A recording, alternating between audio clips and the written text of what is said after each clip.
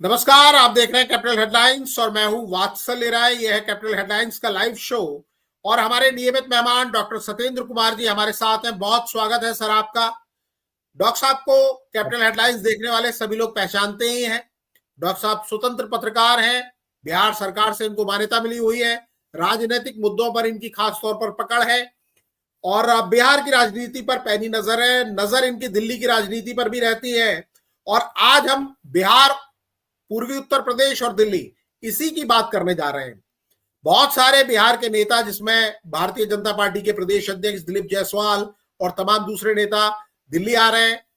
ये बात तो खैर आज चर्चा में है ही। लालू प्रसाद यादव जो राष्ट्रीय जनता दल के प्रमुख हैं, वो भी दिल्ली आ रहे हैं। बताया जाता है कि इलाज के लिए आ रहे हैं, लेकिन ये भी दावा किया जा रहा है कि कांग्रेस के नेताओं के साथ वो मीटिंग कर सकते हैं, क्योंकि एक चर्चा बड़े जोरों पर है बिहार के चुनाव को लेकर कि बिहार में कांग्रेस कन्हैया कुमार को आगे कर सकती है, पप्पू यादव को आगे कर सकती है, और एक फेस, इन दोनों के फेस को लेकर एक नया सामाजिक समीकरण बनाने की कोशिश कर सकती है।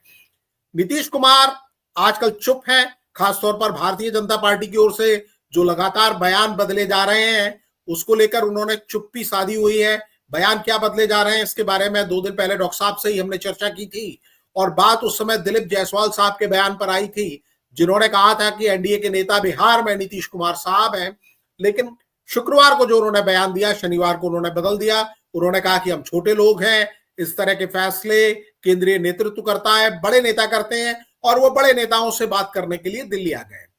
जब वो दिल्ली में बात करेंगे तो बात केवल बिहार की नहीं होगी, बात दिल्ली की भी होगी, क्योंकि बिहार में चुनाव बाद में है, दिल्ली में चुनाव पहले है। और जैसा सब जानते हैं कि दिल्ली में भी जो पूर्वांचल, जिसमें पूर्वी उत्तर प्रदेश को आप जोड़ लीजिए, बिहार को जोड़ लीजिए, उनके वोटर्स बहुत अहमियत रखते हैं।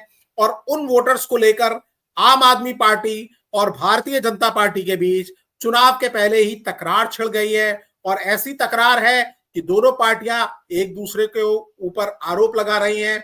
इन आरोपों में कितना दम है, कितनी सच्चाई है, ये समझेंगे डॉक्टर साहब से। और डॉक्टर साहब से ये भी समझने की कोशिश करेंगे कि आखिर पूर्वांचली दिल्ली में इतने महत्वपूर्ण क्यों हैं। पूर्वी उत्तर प्रदेश में वहां की वोटर्स इंपॉर्टेंट है, बिहार में इंपॉर्टेंट है, लेकिन यहां दिल्ली में क्या वजह है। जैसे हमने भारतीय जनता पार्टी को देखा, मनोज तिवारी जी को बहुत दिनों तक उन्होंने अपना प्रदेश अध्यक्ष बना के रखा। 3 बार से वो सांसद हैं। तीसरी बार इस बार जब वो जीते हैं तो उनके जितने बाकी सांसद थे उन सबकी टिकट काट दी गई थी। केवल मनोज तिवारी साहब की टिकट को रिटेन किया गया था। उन्हें भारतीय जनता पार्टी महत्वपूर्ण जिम्मेदारियां भी देती रही है, प्रदेश अध्यक्ष लंबे समय तक बनाए रखा। और उसकी वजह तमाम लोग यही बताते हैं कि वो एक पूर्वांचल के, यानी यूपी, ईस्टर्न यूपी और बिहार का प्रतिनिधित्व करने वाले बड़े चेहरे हैं। उनकी आवाज की, उनके अंदाज की, उनकी बातों की भारतीय जनता पार्टी को जरूरत पड़ती है। आज की चर्चा इसलिए क्योंकि मैं आपको दिखा देता हूं, हेडलाइन से आपको समझ में आएगा कि किस तरह की बातें वहां चल रही हैं दिल्ली के अंदर, क्या बातें कही जा रही हैं और किस तरह से मीडिया इसको कवर कर रहा है। आम आदमी पार्टी का जो आरोप है रोहिंग्या, बांग्लादेशी और पूर्वांचल पर सियासत, दिल्ली चुनाव से पहले इन 4 मुद्दों पर गरमाई राजनीति, ये एक हेडलाइन है, आप देख सकते हैं। और इससे ही आप समझ सकते हैं, आम आदमी पार्टी के नेताओं का आरोप है कि दिल्ली में रोहिंग्याओं को केंद्र सरकार ने बसाया है। रोहिंग्या और बांग्लादेशी घुसपैठी का मामला लगातार तूल पकड़ रहा है, जैसा आप जानते हैं। तमाम भारतीय जनता पार्टी के बड़े नेताओं के बयान आ रहे हैं, उसको लेकर आम आदमी पार्टी ने पलटवार किया है। और भारतीय जनता पार्टी का आरोप है कि आम आदमी पार्टी के नेता जो वोटर्स हैं दिल्ली के, उनको कंफ्यूज कर रहे हैं इस तरह की बातें करते हुए। चुनाव से पहले केजरीवाल ने खेला पूर्वांचल कार्ड, रोहिंग्याओं का जिक्र कर जेपी नड्डा पर लगाए गंभीर आरोप। जेपी नड्डा साहब जो भारतीय जनता पार्टी के बड़े नेता हैं, भारतीय जनता पार्टी के अध्यक्ष हैं, केंद्रीय मंत्री हैं, राज्यसभा में भारतीय जनता पार्टी के नेता हैं। राज्यसभा में उन्होंने एक बयान दिया था, उसी को लेकर आम आदमी पार्टी और केजरीवाल साहब उनको घेरने की कोशिश में लगे हुए हैं। पूर्वांचली वोटरों के नाम मतदाता सूची से कटवाए जा रहे हैं। केजरीवाल साहब ने भारतीय जनता पार्टी पर इस तरह का आरोप इसी हफ्ते के दौरान लगाया। पूर्वांचली समाज की नागरिकता छीनी जा रही है, वोटर लिस्ट से नाम कटवाने को लेकर केजरीवाल का भारतीय जनता पार्टी पर वार, इस तरह के आरोप वो लगा रहे हैं। और पूर्वांचली वोटर्स को लेकर ही ये पूरी खेल चल रहा है। और दिल्ली में भारतीय जनता पार्टी भी अपनी तैयारी कर रही है। लिट्टी चोखा पर चर्चा है और ये दावा किया जा रहा है कि ये लिट्टी चोखा खिलाकर भारतीय जनता पार्टी जो पूर्वांचली वोटर हैं, पूर्वी उत्तर प्रदेश और बिहार के जो वोटर हैं, जो दिल्ली में बसे हुए हैं, लंबे समय से बसे होने के कारण यहाँ के वोटर हो गए हैं, तो उनका दिल जीतने की कोशिश में है। और ये कहा जाता है कि खाने के जरिए दिल जीतना थोड़ा आसान होता है। और हमें याद है कि प्रधानमंत्री नरेंद्र मोदी भी पिछली बार जब बिहार में चुनाव हुआ था तो दिल्ली में यहाँ पर एक कार्यक्रम में वो गए थे और बड़े चाव से उन्होंने लिट्टी चोखा खाया था। फायदा मिलता है इस तरह की सांकेतिक चीजों का, भारतीय जनता पार्टी को ऐसा लगता है। चाय पर चर्चा 2014 में बड़ा हिट हुआ था, उसी तर्ज पर ये लिट्टी चोखा पर चर्चा की तैयारी की जा रही है। और जो तमाम आरोप भारतीय जनता पार्टी पर आम आदमी पार्टी की ओर से लगाए गए हैं, मनोज तिवारी साहब जिनका मैंने शुरुआत में जिक्र किया, उनको भारतीय जनता पार्टी ने आगे किया। मनोज तिवारी ने आरोप लगाया है कि आम आदमी पार्टी पूर्वांचलियों के बारे में क्या सोचती है, इसका अंदाजा अरविंद केजरीवाल के एक बयान से लगाया जा सकता है कि पूर्वांचली यानी बिहार और ईस्टर्न यूपी के लोग 500 रुपए का टिकट लेकर दिल्ली आते हैं और दिल्ली से 5 लाख रुपए का इलाज करा के जाते हैं। ये बात है आरोप प्रत्यारोप की। और जेपी नड्डा साहब को जो घेरने की कोशिश में आम आदमी पार्टी, जिसका मैंने आपको जिक्र किया, एक प्रेस कॉन्फ्रेंस संजय सिंह ने की थी शनिवार को और उन्होंने आरोप लगाया था कि नड्डा साहब ने जो कहा है उसके विरोध में आम आदमी पार्टी सड़क पर उतरेगी और दिल्ली के पूर्वांचल बहुल इलाकों में यात्रा निकालेगी आम आदमी पार्टी।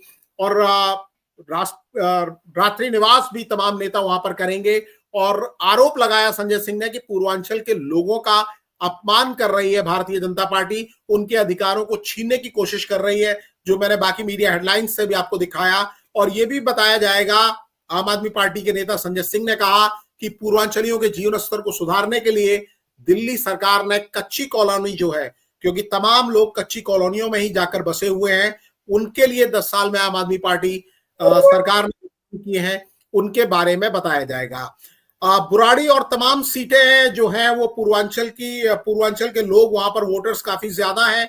ये दावा किया गया है मीडिया रिपोर्ट्स में कि 25% से ज्यादा जो टोटल वोटर हैं, लगभग 1.5 लाख जो वोटर हैं, उनमें से 25% से ज्यादा पूर्वांचल से आए हुए वोटर हैं। 18 से 20 सीट, वैसे कई लोग दावा करते हैं कि 25 सीटों में भी ये जीत दिलाने और हराने की स्थिति में रहते हैं। और 25 सीटें जो ऐसी है वहां पर 30 से 50% तक पूर्वांचल के जो लोग हैं वो वोटर्स हैं।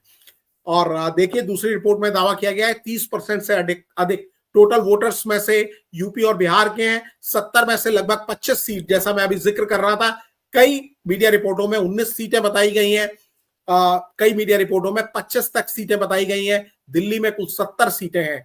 25 सीटें ऐसी बताई गई हैं जहां 40% से ज्यादा पूर्वांचल के लोग वोटर हैं। तो आप समझ सकते हैं, इसीलिए ये पूरा मामला चल रहा है। दिल्ली में कुल 1.5 करोड़ मतदाता हैं, इस मीडिया रिपोर्ट में बताया गया है। और टोटल में से 40 से 42 के आसपास जो वोटर हैं वो पूर्वांचल यानी पूर्वी उत्तर प्रदेश और बिहार के लोग हैं। और इस रिपोर्ट में दावा किया गया है कि 17 सीटें ऐसी हैं जिसमें वेस्ट दिल्ली की द्वारका, मटियाला, उत्तर दिल्ली की मॉडल टाउन, बुराड़ी, कलावल नगर, सीमापुरी, बादली, किराड़ी, नांगलोई, उत्तम नगर, पटपतगंज, लक्ष्मी नगर, संगम विहार, बदरपुर, पालम, देवली, राजेंद्र नगर जो विधानसभाएं हैं वहां पर पूर्वांचल के वोटर ज्यादा हैं। और इसीलिए ये पूरी रार और तकरार है, एक दूसरे पर आरोप लगाने का दौर है। अगर हम पिछले 2 या 3 विधानसभा देखें चुनाव, तो वहां पर पूर्वांचल के जो वोटर हैं उनका सपोर्ट मिलता रहा है विधानसभा चुनाव में आम आदमी पार्टी को।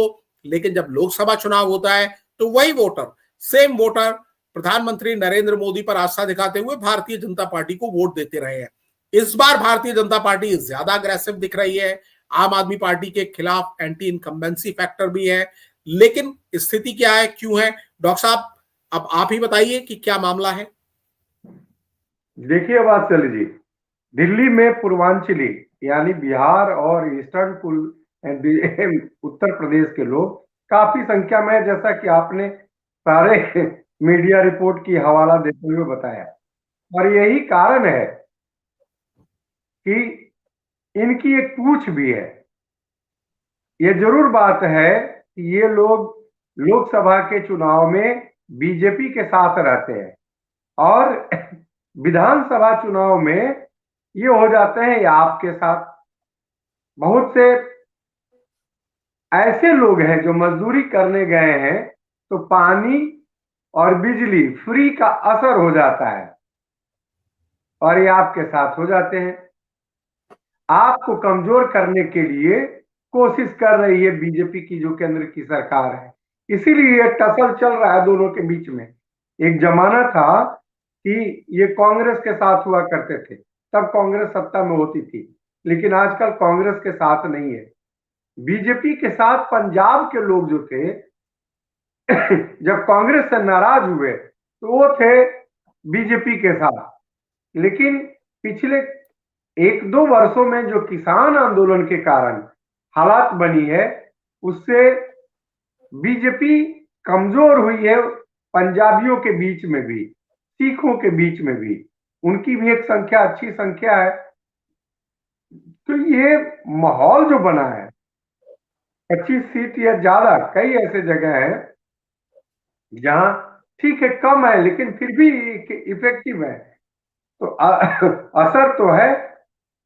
और आपके चाहे अन्य पार्टियों के ये आरोपों में दम दिखता है, क्योंकि बहुत सारे लोगों का वोट वोटर लिस्ट से कटा हुआ है, छटा हुआ है। और इलेक्शन कमीशन तो डायरेक्ट रूप से काम कर रही है भारत सरकार के नेतृत्व में, तो लाजमी है यह आरोप।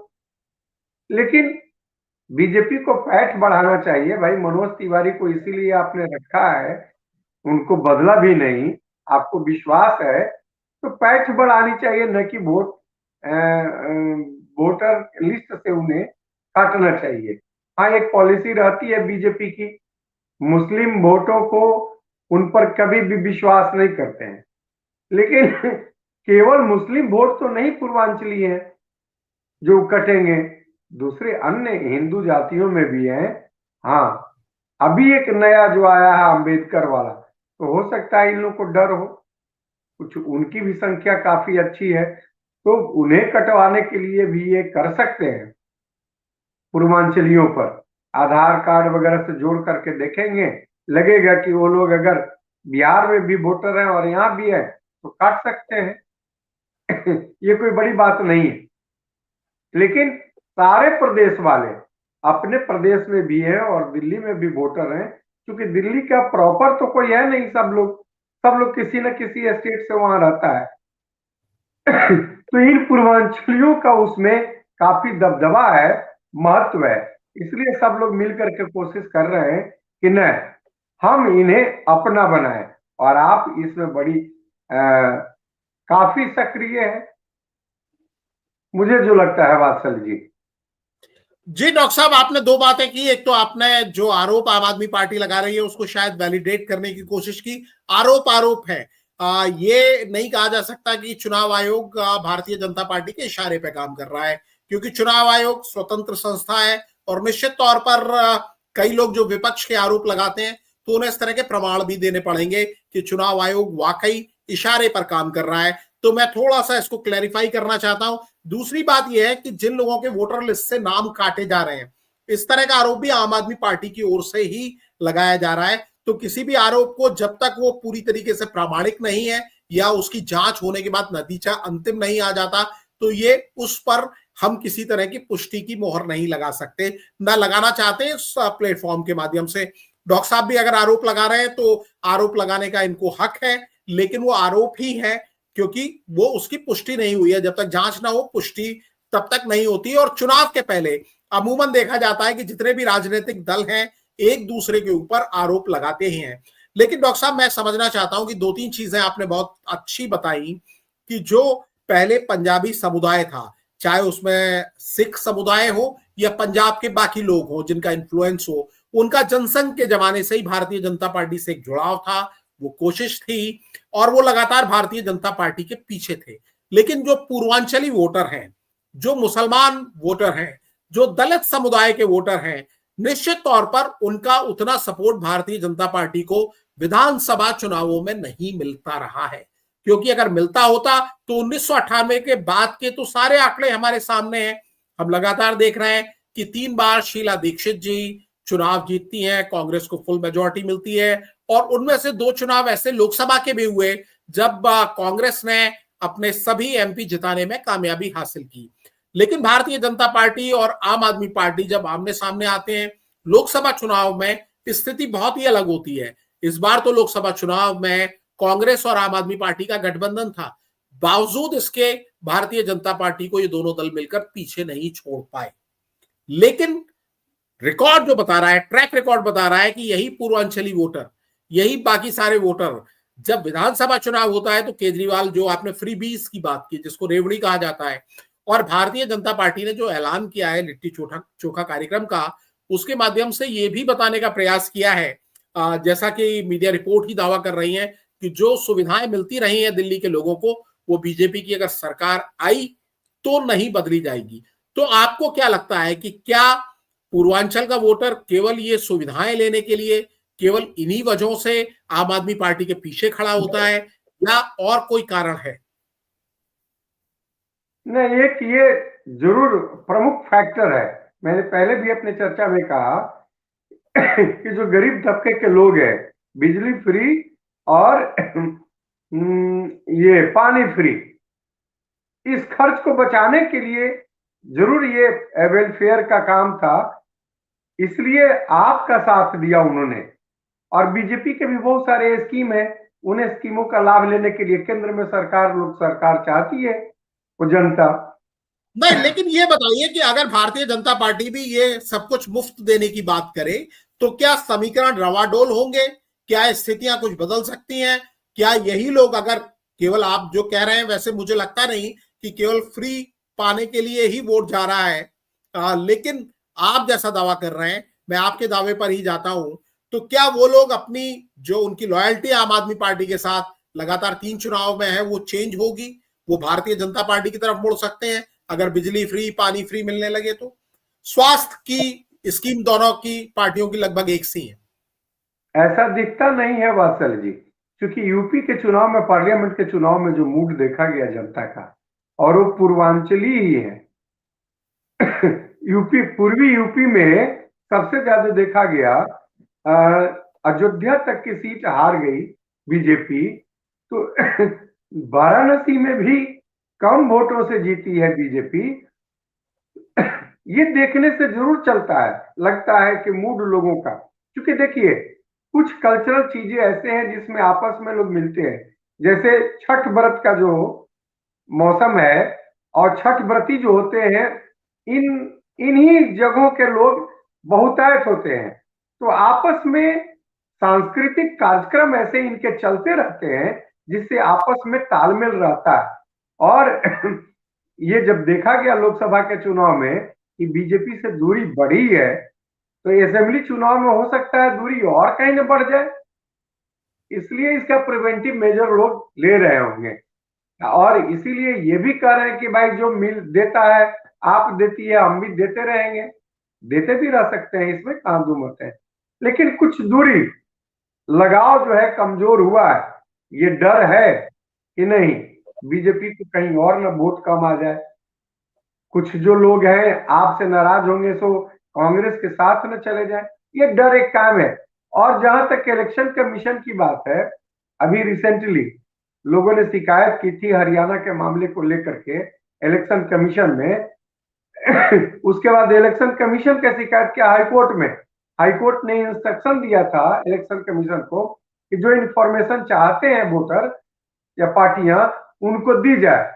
इलेक्शन कमीशन के आर्टिकल, इलेक्शन की जो आर्टिकल 93 है उसके तहत। लेकिन इलेक्शन कमीशन के रिक्वेस्ट पे गवर्नमेंट उस नियम को चेंज कर दी है अभी रिसेंटली, 2-3 दिनों के अंदर ये कहानी हुई है। और वो कहानी सब लोग जानते हैं, लेकिन मैं डॉक्टर साहब आपसे निवेदन कर रहा हूं कि उस पर अलग से मुद्दे पर हम लोग चर्चा कर सकते हैं, क्योंकि वो अपने आप में एक बड़ा मुद्दा है। उसमें चंडीगढ़ की बात भी आएगी, उसमें दूसरी जगहों की बात भी आएगी। लेकिन आज क्योंकि हम इस मुद्दे पर बात कर रहे हैं, तो पहले अगर हम इसको समझ लें तो ज्यादा बेहतर है, अदरवाइज ये थोड़ा कंफ्यूजन क्रिएट करेगा, क्योंकि जो हमारा मुद्दा मेन पूर्वांचलियों वाला है। नहीं, मैं दूसरी बात कह रहा था कि एक मामले को उठाकर आप दूसरे का एग्जाम्पल नहीं दे सकते, आप एक आरोप को लेकर दूसरे मामले को नहीं कर सकते। आप मुद्दे पर अगर रहेंगे तो बेहतर बात समझ में आएगी। जी, आप कुछ कहना चाह रहे हैं, कह लीजिए। हम ये कहना चाहते हैं वात्सल जी कि अब इलेक्शन, सरकार ये नियम बना दी है कि इलेक्शन कमीशन न चाहे तो नहीं दे सकती इंफॉर्मेशन।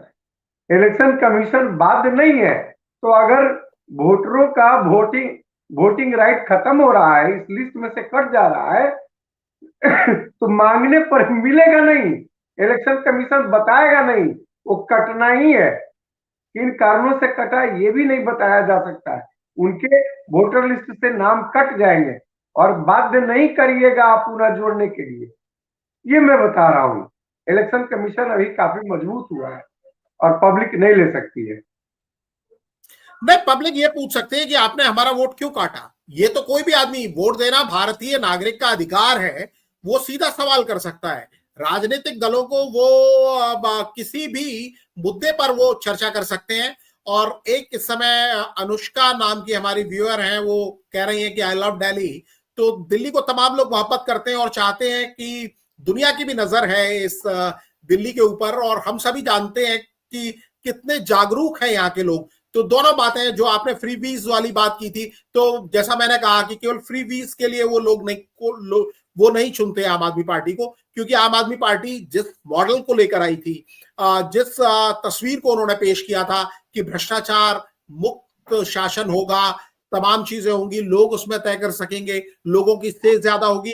ये बात अलग है कि तमाम तरह के आरोपों में बाद में इनके नेता घिरते गए, और जो ओरिजिनल इनकी पार्टी थी उसके तमाम नेता पीछे हटते गए, इनसे अलग होते रहे। डॉक्टर साहब, मैं एक और मुद्दे की बात समझना चाहूंगा कि भारतीय जनता पार्टी के लिए दिल्ली के चुनाव कितने मायने रखते हैं, क्योंकि आम आदमी पार्टी के लिए तो बहुत कुछ इन चुनावों पर डिपेंड करता ही है। क्योंकि आम आदमी पार्टी के जो संयोजक हैं, जो सर्वे सर्वा नेता हैं, पूर्व मुख्यमंत्री हैं केजरीवाल साहब, उन्होंने कहा है कि यही चुनाव उनकी बेगुनाही पर मुहर लगाएंगे, क्योंकि उनका कहना है कि अदालत के फैसले आने में बहुत टाइम लगेगा। और आम आदमी पार्टी जो तमाम दूसरे राज्यों में लगातार हार झेल रही है, कोई उसका परफॉर्मेंस अच्छा नहीं रहा सिवाय पंजाब के, तो दिल्ली ही उनकी एक ऐसी जगह है जहां वो रहते हैं, तो उनकी पार्टी आगे तक विस्तार करने के बारे में सोच सकती है। जितनी तेजी से ये पार्टी बढ़ रही थी, उसका ग्राफ उतनी ही तेजी से नीचे जा रहा है। हमने हरियाणा में देखा, वो ज्यादा कोई कमाल नहीं कर पाए। बाकी राज्यों में भी वो जहां जहां गए हैं, उन्हें उत्तराखंड से लेकर उत्तर प्रदेश से लेकर कहीं ज्यादा कामयाबी नहीं मिली है। तो आम आदमी पार्टी के लिए चुनाव बहुत महत्वपूर्ण है, लेकिन बीजेपी के लिए ये चुनाव कितने मायने रखते हैं आपकी नजर में? वात्सल जी, हरियाणा के अच्छे परफॉर्मेंस के कारण महाराष्ट्र में अच्छा परफॉर्मेंस बीजेपी कर पाई, ऐसा लोगों का कहना है। तो दिल्ली में अगर अच्छे कर पाएंगे तो तुरंत चुनाव होने वाला है बिहार में। ये उम्मीद है कि दिल्ली में अच्छा करेंगे तो बिहार में भी अच्छा हम कर पाएंगे, मैसेज जाएगा। और दूसरे जगहों पर जो चुनाव होगा तो उन चुनावों में हम अच्छा कर पाएंगे। बीजेपी के लिए फायदेमंद तो है ही, क्योंकि असर उसका पड़ेगा। और ये पूर्वांचली और ये जो है जुड़ा हुआ है बिहार से, पूर्वांचली का मुद्दा यूपी से भी जुड़ा हुआ है। बिहार के बाद यूपी में भी चुनाव होगा, तो आने वाले चुनावों में असेंबली में, क्योंकि ये दोनों बहुत ही महत्वपूर्ण स्टेट है बीजेपी के लिए, खास तौर पे इसको गंवाना नहीं चाहेंगे इन दोनों स्टेट में सत्ता। तो असर तो पड़ेगा, दिल्ली के चुनाव का असर होगा, इसलिए दिल्ली जी जितना डॉक्टर साहब, चाहेगी। आपने एक और बात आपने की, आपकी बात में से मैं आपसे एक सवाल पूछ लेना चाहता हूं। आपने कहा कि पूर्वांचली वोटर, जो सभी जानते हैं, तमाम मीडिया रिपोर्ट्स में भी है, कोई बता रहा है कि 25 सीटों पर वो डिसाइडिंग फैक्टर है, कोई बता रहा है कि 19 सीटों पर है। लेकिन ये माना जा रहा है 19 से 25 सीटें ऐसी हैं जहां लगभग 50% आबादी, जो 50% वोटर हैं, जो कि 42-45 लाख पूर्वांचली वोटर हैं दिल्ली के अंदर, उनमें से 19 से 25 सीटों पर वो डिसाइडिंग है। दूसरा, आपने दलित का मुद्दा उठाया कि दलित और पूर्वांचली वोटर जब मिल जाते हैं तो वो एक ऐसा कॉम्बिनेशन हो जाता है जो जीत की गारंटी दे देता है। और जैसा आपने बताया कि पहले ये वोटर्स एक तरफा, जब शीला दीक्षित थी तो कांग्रेस को वोट किया करते थे और उनकी सरकार आसानी से बन जाती थी। अब ये आम आदमी पार्टी के साथ मजबूती के से खड़े हो गए हैं, और जब खड़े हो गए हैं तो उनकी सीटें, वो तो सबने देखा, एक नया रिकॉर्ड था, एक बार 67 सीटें, एक बार 62 सीटें। तो ये जो कॉम्बिनेशन है, और पूर्वांचली वोटर जिनके बारे में हम आज बात कर ही रहे हैं, तो कोई शिफ्ट आए, क्या केवल मनोज तिवारी के चेहरे से वो शिफ्ट आ सकता है, केवल वो लिट्टी चोखा खिलाने से वो शिफ्ट आ सकता है, या आम आदमी पार्टी पर जो इल्जाम लगे हैं एंटी इनकम्बेंसी है, इसलिए पूरा पूर्वांचल वोटर शिफ्ट हो जाएगा? आप कैसी तस्वीर देख रहे हैं? क्या वाकई ऐसा शिफ्ट हो सकता है, या होने की संभावना कम देख रहे हैं? आप क्या देख रहे हैं? नहीं, मनोज तिवारी के कारण और इन कारणों से नहीं है। एक सैद्धांतिक रूप से लोगों का पार्टियों से लगाव है, खासतौर पे बीजेपी से, जिसमें राम मुद्दा भी रहा है, सनातन का मुद्दा है, बहुत सारे मुद्दे हैं, तो एक लगाव है, इस कारण से भी उस पार्टी के साथ रहते हैं, है ना। कांग्रेस कमजोर हुई है, तो कांग्रेस के साथ नहीं रहने का फायदा आपको मिलता है। लेकिन अगर कांग्रेस भी लड़ती है अलग अलग ढंग से और कुछ मजबूत अगर होती है, तो आप घाटे में भी रह सकता है। इसलिए भी ज्यादा जोर दे रहा है आप कि नहीं, पूर्वांचली के मुद्दे को हम पकड़ रहे हैं, क्योंकि इन पूर्वांचलियों का भी उम्मीद है कांग्रेस के साथ जाने का। कन्हैया कुमार वहां से लड़ चुके हैं, उसका असर तो कुछ ना कुछ पड़ेगा, और भी कई लोग लड़ने वाले वहां हैं। उन सब चीजों का असर होगा। तो आप भी चाहता है कि नहीं, इसको हम ज्यादा मजबूती से उठा सके इस मुद्दे को, ताकि लोगों को हम अपने आप में कनेक्ट कर सके। एक जद्दोजहद तो है पार्टियों में कि हम पूर्वांचलियों को खुश कर सके, लेकिन खुश होने के कारण मुद्दे ही हो सकते हैं, मुद्दे ही हो सकते हैं। कौन सी सुविधा दे रहे हैं, किस तरह से आप रख रहे हैं, इन सारे चीजों पर भी हो सकता है। और सैद्धांतिक रूप से आपकी तो कोई खास बात नहीं है, क्योंकि ये भ्रष्टाचार का जो उनका था जलवा कि भ्रष्टाचार के विरुद्ध लड़ रहे हैं, वो इधर हाल के दिनों में कमजोर हुआ है, कमजोर हुआ है। ये उन पर भी ये तोहमत लगे हैं। तो अब बीजेपी का मेन है हिंदुत्व, जो अभी भी कायम है, मैं जो समझता हूँ। हाँ, लेकिन एक चीज और मैं आपसे समझना चाहूंगा, जिसको बार बार आम आदमी पार्टी उठा भी रही है, और आपने भी कहा कि बहुत सारे लोग ऐसे हैं जिनके पास बहुत ज्यादा संपन्नता नहीं है, आर्थिक रूप से वो थोड़े कमजोर तबके के लोग हैं, ऐसे लोग यहाँ बसे हैं, और वो कॉलोनियां जो है अवैध कॉलोनी जिनको कहा जाता है, कच्ची कॉलोनी, उनको लेकर भी बड़ी राजनीति हो रही है। आम आदमी पार्टी के नेता कहते हैं कि केंद्र सरकार ने, भारतीय जनता पार्टी ने, जिनका 2014 से केंद्र सरकार चल रही है, शासन है, उन कॉलोनीज के लिए कुछ नहीं किया, वादा करके भी कुछ नहीं किया, और वहां स्थिति बड़ी नरकी है, न नाली है, न सड़क है, जीवन बड़ा खराब है, स्थितियां बड़ी खराब है। और अरविंद केजरीवाल को मैंने लगातार सुना, और वो दावा भी करते हैं कि उन्होंने काफी काम कराए हैं, कई करोड़ के काम कराए हैं, उसके बाद वहां जाने में आसानी हो गई, उन जगहों पे जो प्लॉट है उनकी कीमतें बढ़ गई हैं। तो क्या ऐसा फैक्टर भी कुछ काम करता है क्या? लोग अपनी जिंदगी को भी देखते हैं क्या? या फ्री बिजली, फ्री पानी, हिंदुत्व का मुद्दा, इन्हीं मुद्दों पर जाकर वो वोट कराते हैं? नहीं, कॉलोनियों में भी जब जब नई सरकार आती है, जब चेंज होता है, तो लोग कुछ काम करवाते भी हैं, लेकिन काम का भी एक सीमा होता है, फिर ठप हो जाती हो, बीजेपी हो, कांग्रेस हो, आप हो, कोई भी हो, सब लोग कुछ न कुछ करते हैं, लेकिन कुछ सीमा उनकी होती है। तो सीमा जब समाप्त हो गया, तो फिर काम ठप हो जाता है, तो मुद्दा फिर लहकने लगता है, उस पर चर्चाएं होने लगती है। फिर चेंज जब होगा तो नया कोई आएगा तो कुछ करेगा, दिखाने के लिए ही सही, लेकिन कुछ करेगा, अदरवाइज जो चल रहा है वैसे ही चलते रहेगा।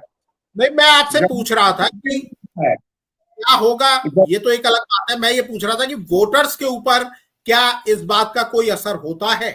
क्या वो चाहते हैं कि हमारी जिंदगी बेहतर हो, हमारा इलाका बेहतर हो, हमारे जो मूल मुद्दे हैं उन पर चर्चा हो? क्योंकि यमुना के मामले में तो खुद केजरीवाल मान चुके हैं, जो पूर्वांचल समाज के लोगों के लिए सबसे महत्वपूर्ण पर्व है, सबसे पवित्र पर्व है, सबसे बड़ी आस्था का केंद्र है, जिसमें साफ सफाई की बड़ी महत्ता होती है। छठ घाट तो बन गए, लेकिन यमुना साफ नहीं हुई, और छठ के समय जो झाग वाली यमुना थी वो सारी दुनिया देखती है, बड़ी खराब तस्वीर बनती है, और केजरीवाल साहब खुद ही मानते हैं कि वो कुछ नहीं कर पाए इस मामले में। तो क्या ये जीवन से जुड़े हुए मुद्दे, चाहे वो आस्था के हो, पर्व त्योहार मनाने के हो, आपकी जो कॉलोनी है वो कच्ची कॉलोनी है, वहां पर नालियों का पानी सड़क पर बहता रहता है, सड़क नाम की कोई चीज नहीं है, रहन सहन खराब है, तो लोग जब वोट करने जाते हैं, क्या उनके लिए ये सारी चीजें मायने रखती हैं? पूर्वांचल समाज के लोगों के लिए मायने रखती हैं?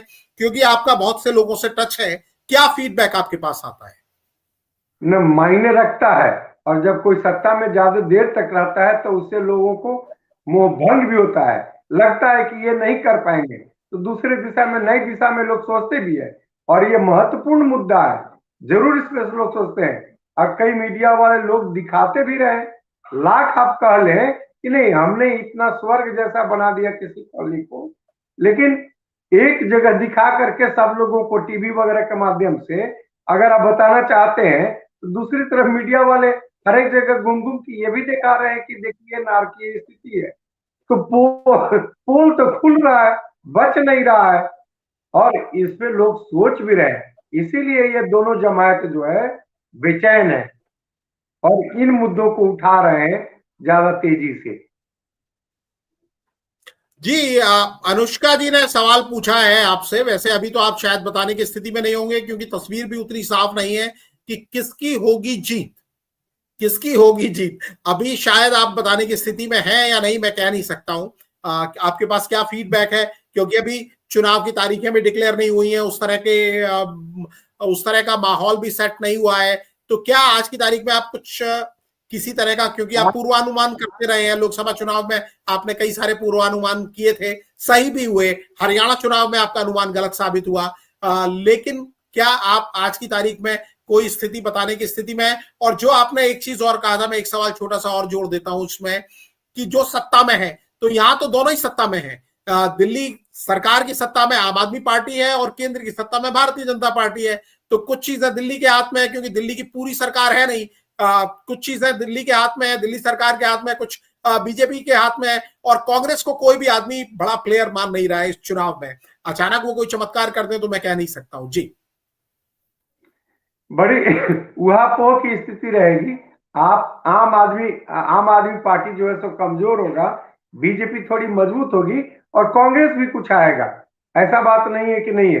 अगर पुरानी वाली तस्वीर नहीं रहेगी, एक तरफा तस्वीर नहीं रहेगी। हो सकता है कि आम आदमी पार्टी की पहली बार की जो तस्वीर थी, वो परिस्थिति भी बन रहा है। जो माहौल धीरे धीरे जो बनते जा रहा है अस्पष्टता की, भाई बीजेपी पार्लियामेंट में भी तो कमजोर हुई है। कांग्रेस ये पहले पूर्ण बहुमत अकेले का होता था, आज के डेट में कमजोर है। आप भी है, कहां जीत पा रही है, तालमेल के बावजूद भी नहीं जीत पाई। तो कमजोर दोनों के सत्ता में रहते भर में कमजोरी है। कमजोरी है। और तो अनुष्का जी, कांग्रेस तो जो एकदम गायब लग रहा है आज की तारीख में, क्या कहा आपने आखिरी लाइन में, नहीं पाया? स्पष्ट कुछ नहीं है, स्पष्ट कुछ नहीं है। मेरे ख्याल से उहापोह की स्थिति अंतिम दिन तक बनी रहेगी। डॉक्टर साहब को लग रहा है उहापोह की स्थिति बनी रहेगी। हालांकि पिछले दो विधानसभा चुनाव के नतीजे जो बताते हैं, 68 और 62 सीटें अरविंद केजरीवाल साहब की पार्टी आम आदमी पार्टी ने जीती थी। और जिस तरह से उन्होंने तैयारियां पहले ही शुरू कर दी हैं, तैयारियों को अगर पैमाना माना जाए तो तैयारियों में सबसे आगे आज की तारीख में भी आम आदमी पार्टी दिख रही है। वो रोज नए मुद्दे उठा रहे हैं। 70 के 70 सीटों पर वो अपने उम्मीदवारों का ऐलान कर चुके हैं। कई उम्मीदवारों के उन्होंने टिकट काटे हैं। करीब 24-25 उम्मीदवारों के उन्होंने टिकट काटे हैं। नए उम्मीदवारों को, नए चेहरों को उतारा है। और उनमें ज्यादातर वो चेहरे हैं जो भारतीय जनता पार्टी और कांग्रेस से आए हुए लोग हैं। और इसके अलावा कई नेताओं की उन्होंने सीट भी बदली है, कम से कम 4 नेताओं की सीट बदली है। मनीष सिसोदिया को वो लेकर आए हैं जंगपुरा में, और वहां से अवध ओझा साहब जो टीचर है, कोचिंग चलाते हैं, बड़ा नाम है उनका, उनको उन्होंने खड़ा किया है। इसके अलावा मुख्यमंत्री का चेहरा भी बदला है। आतिशी अब मुख्यमंत्री हैं। भारतीय जनता पार्टी जो प्रयोग तमाम राज्यों में करके कामयाबी हासिल कर चुकी है, जो उसने चुनाव के 5-6 महीने पहले मुख्यमंत्री का चेहरा बदला है। तो एंटी इनकम्बेंसी को भी दूर करने की कोशिश की है आम आदमी पार्टी ने। भारतीय जनता पार्टी भी अपनी तैयारी कर रही है, लेकिन अभी तक भारतीय जनता पार्टी की ओर से ये साफ नहीं है कि चेहरा कौन होगा, अरविंद केजरीवाल के सामने उम्मीदवार कौन होगा। कभी परवेश वर्मा का नाम मीडिया में आता है, परवेश वर्मा अपनी तरफ से भी दावा करते हैं। कई बार स्मृति ईरानी का नाम सामने आता है। यह भी कहा जाता है कि मीनाक्षी लेखी और बिधूड़ी साहब जो कि पहले एमपी हुआ करते थे, उनके टिकट काटे गए, उनको भी मैदान में उतारा जा सकता है। और तमाम मुद्दों को उठाने की कोशिश भारतीय जनता पार्टी के नेता कर रहे हैं। लेकिन दिल्ली में अभी तस्वीर भारतीय जनता पार्टी की ओर से उतनी साफ और स्पष्ट नहीं है। लेकिन अरविंद केजरीवाल साहब लगातार अलग अलग मुद्दों पर एग्रेसिव भी हैं, उनकी पार्टी भी एग्रेसिव है, कोशिश कर रहे हैं, जनता के बीच में ज्यादा नजर आ रहे हैं। भारतीय जनता पार्टी भी तमाम कोशिश कर रही है, लिट्टी चोखा खिलाने से लेकर व्यापारियों के साथ जगह जगह 17 बाजारों में उन्होंने 2 दिन पहले ही जाके सम्मेलन किया। तो कांटे की लड़ाई बनाने की कोशिश है, लेकिन जो डिफरेंस है पिछले 2 विधानसभा चुनाव का, उसको पाटने के लिए भारतीय जनता पार्टी को कुछ वेरी वेरी स्पेशल करना होगा। कुछ इस तरह के काट खोजने होंगे, कुछ इस तरह की कोशिशें करनी होगी जो पूर्वांचली समाज, जो कि 25% है दिल्ली के टोटल वोटर्स में से, वो उनकी तरफ आए, दलित समाज के लोग उनकी तरफ आए और एक विनिंग कॉम्बिनेशन बने। क्योंकि एक लंबा अरसा हो गया है, कम से कम इस सेंचुरी में, साल 2000 के बाद आज 2025 की शुरुआत होने वाली है 5-6 दिन के अंदर, तब तक भारतीय जनता पार्टी की दिल्ली प्रदेश में सरकार लोगों ने नहीं देखी है। तो डॉक्टर साहब, आपने इस चर्चा में हिस्सा लिया, काफी लोगों ने इस कार्यक्रम को देखा, महिलाओं की मदद की भी बात कर रही हैं अनुष्का जी, बहुत आज एक्टिवली इस कार्यक्रम को वो देख रही हैं। कितनी सुरक्षित है दिल्ली में महिलाएं, एक सवाल ये भी पूछा जा रहा है, तो इसको लेकर एक दिन अलग से चर्चा की जाएगी, क्योंकि अपने आप में सुरक्षा एक बड़ा मुद्दा है। और जो एक हमने कांग्रेस का पतन देखा था, दिल्ली की ही महिला सुरक्षा का मुद्दे, जो निर्भया थी, जिनका असल नाम ज्योति था, वहां से एक माहौल, चाहे वो शीला दीक्षित सरकार के खिलाफ माहौल बनाओ या केंद्र की मनमोहन सिंह सरकार के खिलाफ माहौल बनाओ, तो महिलाओं की सुरक्षा एक बहुत बड़ा मुद्दा है। डॉक्टर साहब, उस पर एक अलग दिन चर्चा होगी जब आप दिल्ली में होंगे, दिल्ली के भी कई लोग साथ में होंगे। हम कोशिश करेंगे कि महिलाओं को भी कुछ शामिल करें, जो कि महिला सुरक्षा के मुद्दे पर बिना महिलाओं को शामिल किए वो बात करना ठीक भी नहीं रहेगा, क्योंकि वही बेहतर बता सकती हैं कि वो कितना सुरक्षित महसूस करती हैं। तो दिल्ली का एक मुद्दा था, पूर्वांचल समाज को लेकर मुद्दा था। डॉक्टर साहब खुद पूर्वांचल समाज से जुड़े हुए हैं, दिल्ली से इनका बड़ा लगाव है, आते जाते रहते हैं, जल्दी आने वाले भी हैं दिल्ली की चुनावी नब्ज को पहचानने के लिए। डॉक्टर साहब, आज आप जुड़े, आपका बहुत आभार, शुक्रिया। और तमाम लोग जिन्होंने बड़ी संख्या में इस कार्यक्रम में हिस्सा लिया, देखा हमें, और आप में से कुछ ने कमेंट भी किए, खास तौर पर अनुष्का सेन जी ने बार बार कई चीजें बताई और उन्होंने कहा कि वो दिल्ली से मोहब्बत करती हैं। तो सभी लोग करते हैं, पूरा हिंदुस्तान दिल्ली से मोहब्बत करता है, दिल्ली एक मिनी इंडिया है। तो हमारी शुभकामनाएं सभी राजनीतिक दलों को। नब्ज पर हाथ है डॉक्टर साहब का, दोबारा इनसे चर्चा करेंगे। आप चर्चा में शरीक हुए, एक बार फिर आपका धन्यवाद, नमस्कार।